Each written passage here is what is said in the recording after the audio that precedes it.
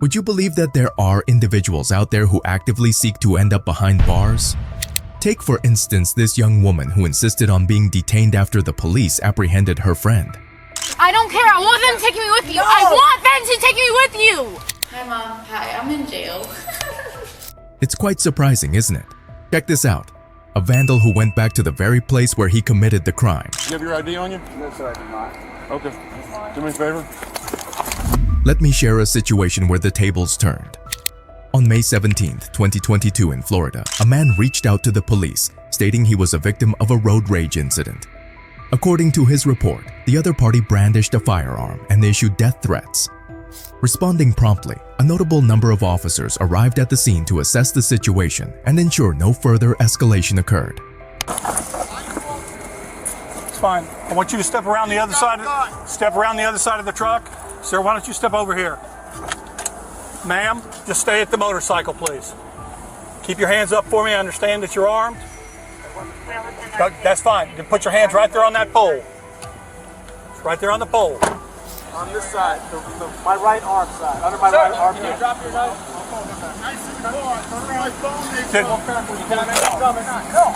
It's all right. It's good. Just keep cooperating. Thank you. Thank you.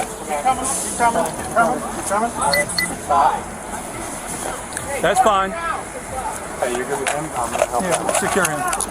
You stay put. We're going to work this out. I know you're good. Step backward. Keep going. Keep going backward. Stop. Go ahead, come. Put that in real quick. Right back. We'll get this figured out. Okay. Is there anybody else inside your truck? No, sir. I called you guys. It's clear that the officers exercised a high level of caution during this intervention. When dealing with a violent or weapon-involved crime, law enforcement may find it necessary to use handcuffs even if an immediate arrest is not foreseen.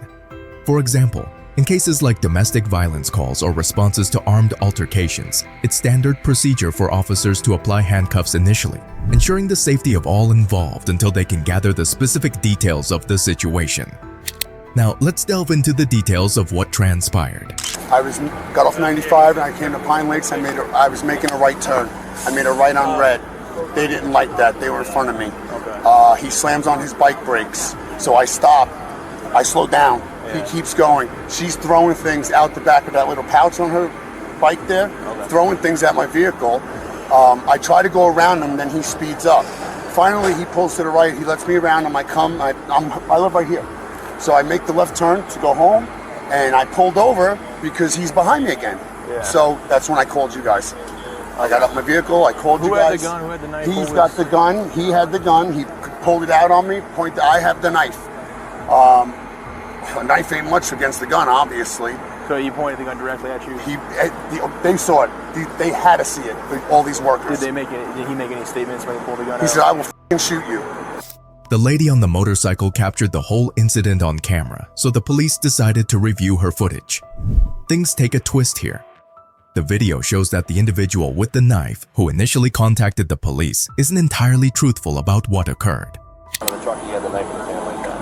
And then he went and he charged him With the knife, yeah. That's when the gun was pulled out. Yeah, you can see him, he reaches in his jacket. He pointed the gun at me. He said, I will f***ing shoot you. He said, I will f***ing kill you. And all these workers right there on the corner. And what kind of gun was it?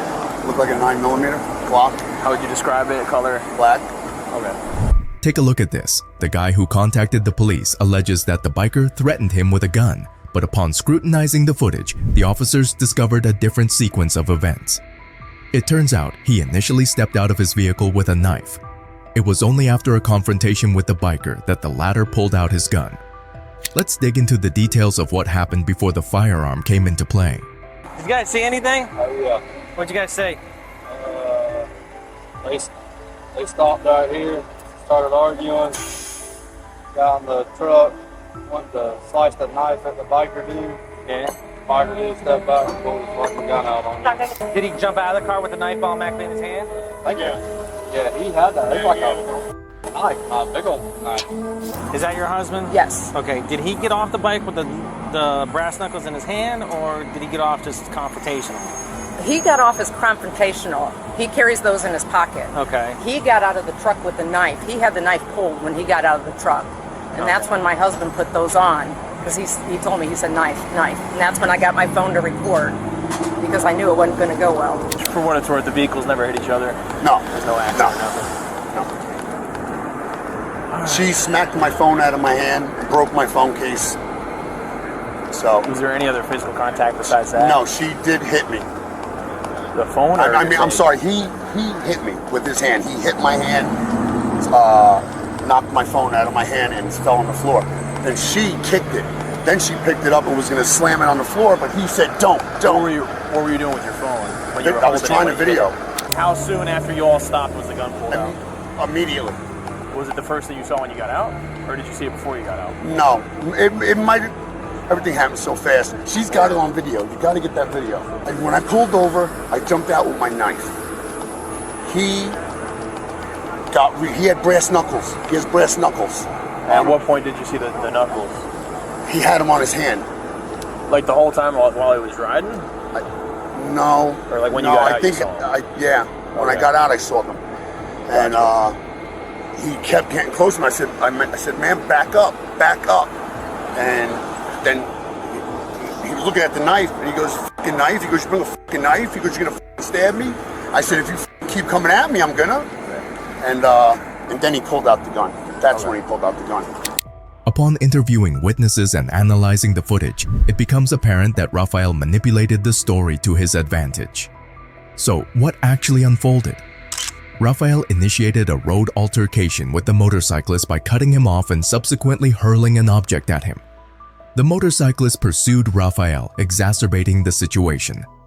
In response, Rafael stopped his car, brandishing a knife in anticipation of a physical altercation.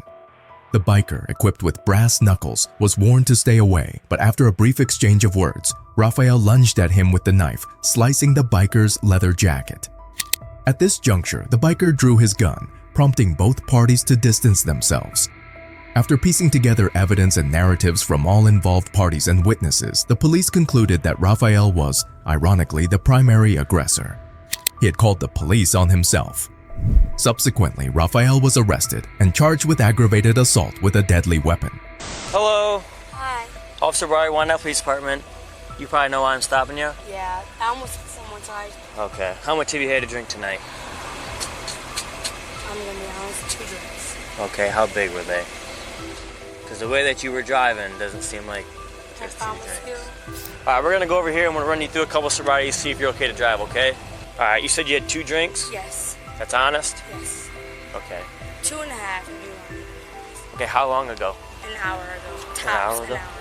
What I want you to do is I want you to follow this light with your eyes and your eyes only, okay? Keep your head straight.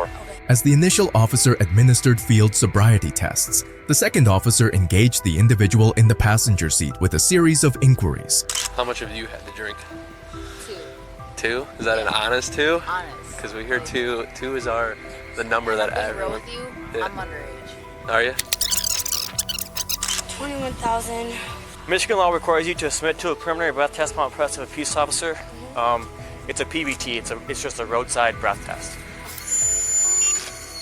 Do you know what the legal limit in the state of Michigan is? The legal limit is 0.08. You're a 0.14. You're almost double legal limit, okay? Turn around, put your hands behind your back for me. You're being placed under arrest for operating while intoxicated. Just Stay. Can you stay in there? Stay. Please stay. Keep. Please stay. I'm staying right here. You can take me with you. You can stay. No, they can take me with you.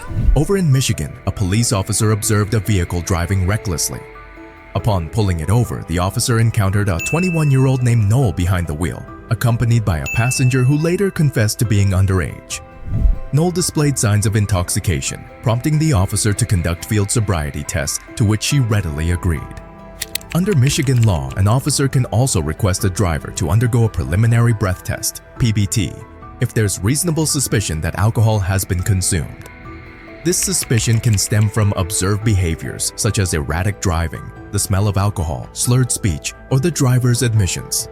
A blood alcohol concentration of 0.08 or higher is considered over the legal limit for individuals 21 and older. In this case, with a level of 0.14, The 21-year-old is nearly double the legal limit, intensifying the seriousness of the situation. Noel is on the brink of being arrested, but the actions of her friend Keon following this will leave you utterly astonished. I'll go with her because I don't care. No, your ride's over there, that Ford Taurus. Yep, but I'm gonna go with her because I don't care. You can't go with her. No, I'm going with her. Where are you no, going? I'm going with her. What do you mean? I'm going with her. What does that mean? That's my best friend for 9 years. Okay. I don't care. I'm going with her. What's that mean that you're going with her? I don't want her to go by herself. We're not taking you to jail. But I'm gonna go with her. Well, if you want to get in that car and go up to the police station, that's fine, but No, you I can't wanna go see with her. her. You can't go with her. I'm gonna go right here until I go with her. You can't go with her. I'm not gonna go without her. You can't go with her. Can I drive her car then? No. Like I'm not No, going you've without been her. drinking too. No, I don't You care. told me you've been drinking. You're right. I told you know. how old I am too. So I know. take me with her. No. So where's your fake ID at? Receive, no more calls. I don't have fake ID. So how are they serving you then? Here. I'm be straight with you. I really All don't right. care. I want you to take me because she's I'm your not woman. going to take you.